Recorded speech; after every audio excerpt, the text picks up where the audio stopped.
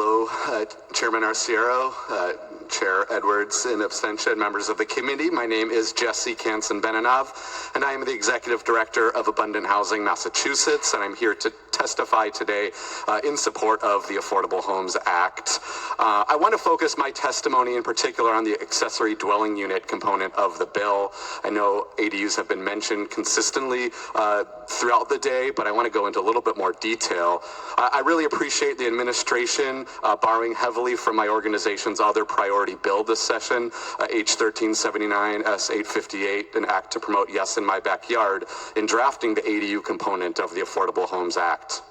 We strongly support statewide by right legalization of ADUs to ensure our Commonwealth has at its disposal all the tools necessary to tackle our housing crisis.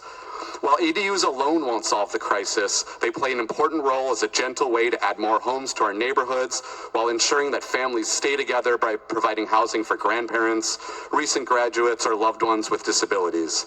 ADUs provide the flexibility that homeowners need while providing much-needed rental homes for our neighbors and our communities. To ensure that ADUs are an effective strategy to tackle our housing crisis, we must achieve some basic standards that are included in this bill. One is consistent minimum rules for ADUs that must be allowed by right in all municipalities. And two, the avoidance of poison pills like occupancy requirements or parking requirements that effectively make ADUs too costly to construct or maintain. The only change that we would recommend is that ADUs be legalized in all residential districts, not just single-family districts as proposed in this bill. We recommend this change for two reasons. One, it will expand ADU access and availability, and it will remove confusing regulatory inconsistencies in towns that have already passed an ADU ordinance covering multiple residential districts. The importance of broad and consistent standards for ADUs were outlined in a 2023 report from the Joint Center for Housing Studies at Harvard analyzing ADU laws in several states.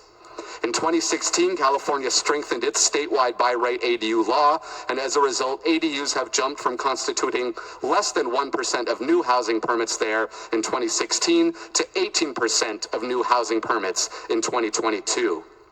In New England, every other state has ADU laws, but they give broad leeway to municipalities to impose regulations known to limit ADU production. This led the authors of the Harvard Joint Center study to conclude that significantly increasing the production of ADUs requires the passage of statewide legislation mandating by right local approval of ADUs that meet meaningful state standards related to their size and design. Some may tell you that the ADU provision of the 2021 Housing Choice Law is enough, and in fact, a number of cities and towns have adopted ADU bylaws under that simple majority allowance.